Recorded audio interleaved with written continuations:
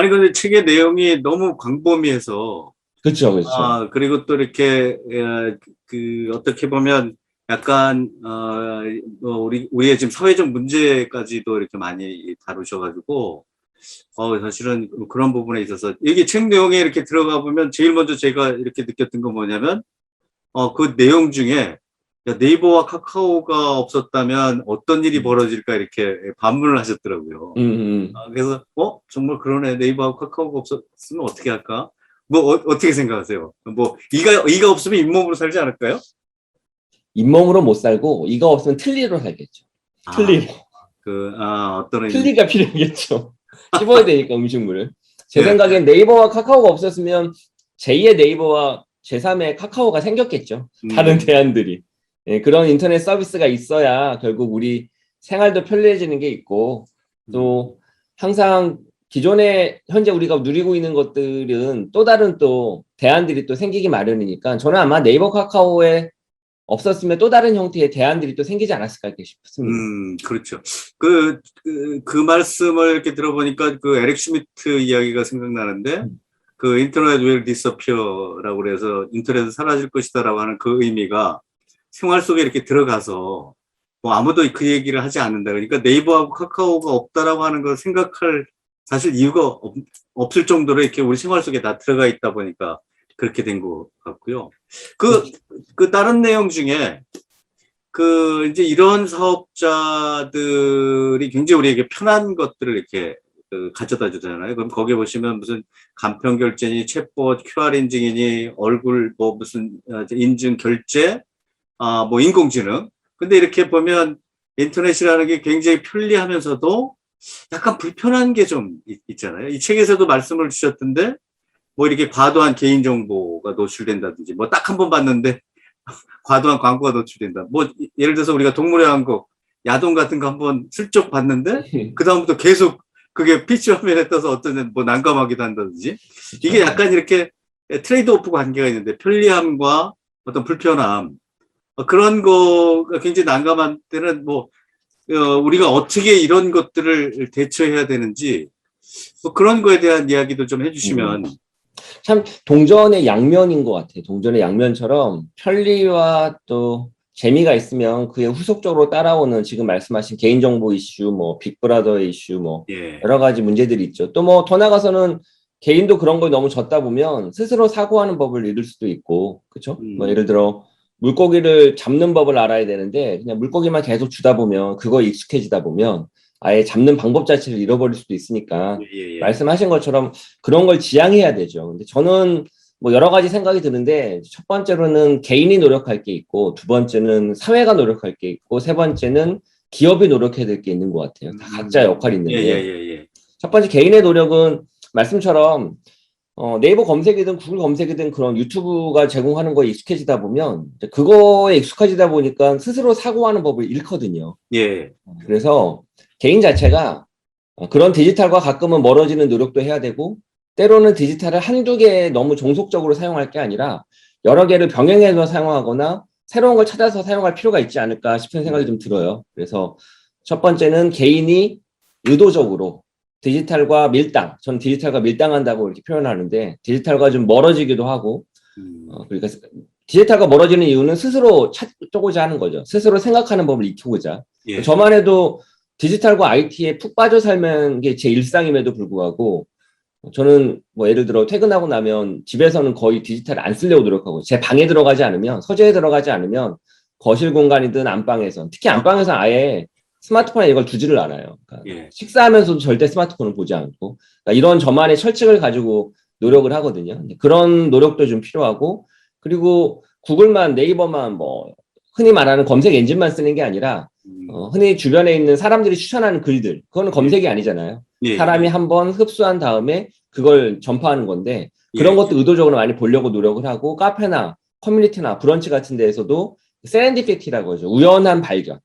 뭔가 찾으려고 하는 게 아니라 우연히 발견한 거에서 여러 가지 정보를 얻으려고 노력을 해요. 그래서 그게 이제 개인의 노력이고요. 첫 번째.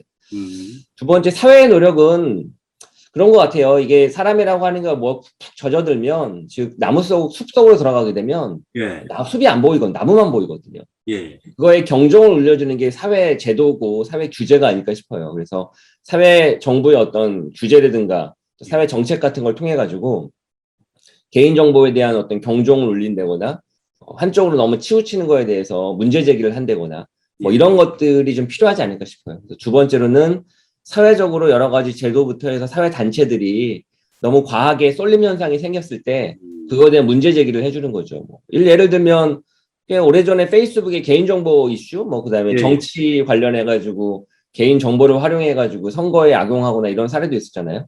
그런 때 이제 사회 단체가 등장을 해서 그와 관련된 문제 제기를 하면 예. 부의환기가 되는 거죠. 사람들도 다시 한번 깨닫게 되고, 이래서는 안 되네. 내가 어느 정도 디지털에 의존하는 부분에 있어서 거리를 둬야 되겠네. 이렇게 느끼는 거죠. 그래서 그런 두 번째가 필요할 것 같고, 예. 세 번째로는 기업 자체적으로의 노력인 것 같아요. 아까 이야기한 사회 움직임이나 또 개인들의 어떤 원성, 어떤 문제 제기 이런 걸로 인해서 기업도 느끼겠죠. 그걸 예. 기업이 개인을 또 시장을 또 사람들을 무시하고 서비스를 제공할 수 없잖아요. 특히 인터넷 서비스는 이 진입장벽이 낮다 보니까 예. 어제 썼던 서비스가 계속 오늘도 쓰는 게 아니거든요. 계속 예. 바뀌거든요. 그런 측면에서 보면 아까 이야기한 개인의 움직임 또 사회의 여러 가지 뭐 규제 이런 것들이 섞여서 들어가면 기업들도 그걸 느끼고 중간중간 거버넌스도 바꾸고 또 뭐 예를 들면 탈중앙화된 뭐 블록체인 같은 걸 활용을 하면서 예. 개인정보이나 데이터 활용 부분에 있어서도 스스로 자정하려고 노력을 하지 않을까 싶어요. 그래서 이렇게 세 가지의 움직임이 좀 필요하다고 생각합니다. 아니, 저도 사실은 상당히 이런 부분에 고민이 있었는데 잘 정리를 해주셨는데, 이제 개인들도 노력을 하고, 기업도 노력을 하고, 사회적인 어떤 정화적인 제도나 시스템도 좀 있어야 되고,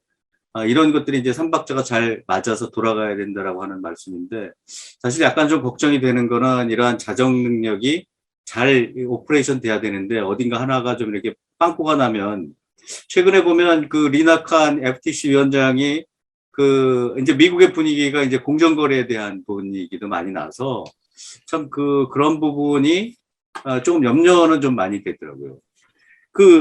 저기 다른 질문을 제가 드리면 인공지능이 요즘 핫하잖아요. 사실은 네. 뭐 오래전서부터 나온 이야기인데 여기 인공지능에 대한 의견이 약간 저랑 좀 다른 게 좀 있어서 예. 여기 어떤 말씀을 하셨냐면 인공지능의 AI 어시스트들은 절대 강제 하나만 살아남을 거다라고 이렇게. 근데 저도 무엇인가 서비스나 뭐 기업이나 이렇게 보면 요즘 디지털 경제는 뭐 한쪽으로 치우치는 건 맞는데 최근에 이렇게 저는 이렇게 어떤 생각을 했냐면 뭐 거실이나 무슨 안방이나 침실이나 이런 데는 에코가 주로 있을 거고 그다음에 안드로이드 기기나 이런 데서는 이제 구글 어시스턴트가 이렇게 할 거고 자율주행은 테슬라의 음성인식이 워낙 강하다고 하니까 그쪽을 하지 않을까. 그 다음에 저는 이제 또 제가 LG 빠니까 LG 싱큐 뭐 이런 가전은 이런 쪽으로 뭔가 이렇게 블럭별로 강자들이 나타나지 않을까라고 하는 생각을 했었거든요. 예. 그래서 하나로 이렇게 뭉쳐진다고 하는 말씀이 어떤 음, 말씀인지에 대한.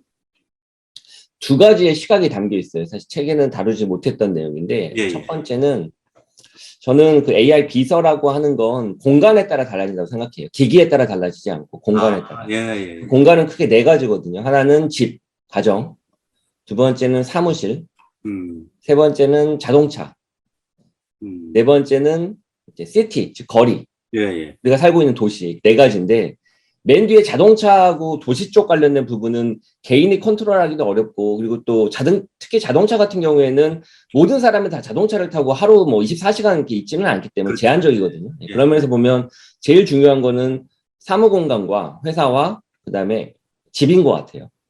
그래서 제가 얘기했던 비서가 하나로 통일될 거다라고 하는 이 공간에서의 하나를 의미합니다. 사실 공간에서. 음, 공간 하나에서는 적어도 집에서는 대동단결될 거다, 하나로. 예, 사무실도 대동단결될 건데 그 사무실과 집이 일치하지는 않을 수는 있을 것 같아요. 여기는 구글이, 뭐 여기는 뭐 알렉사가 이렇게 지배할 수는 있겠죠. 하지만 그게 집에서 두 개, 세 개가 존재하지는 않을 거다. 그런 의미가 첫 번째가 있고. 예, 예, 예, 예. 두 번째 의미는 뭐 교수님 의견에도 부분 공감은 가는데 이런 거죠. 예를 들어 제가 구글에서 검색을 하거나 네이버에서 검색을 해도 검색 결과물은 조금 다르더라도 지향하는 랜딩 페이지는 똑같잖아요. 그렇죠. 그렇죠. 랜딩 페이지가 서로 다른 걸 하더라도 실제 보는 거 대부분 똑같거든요. 이들은 중개자 역할만 하거든요. 예.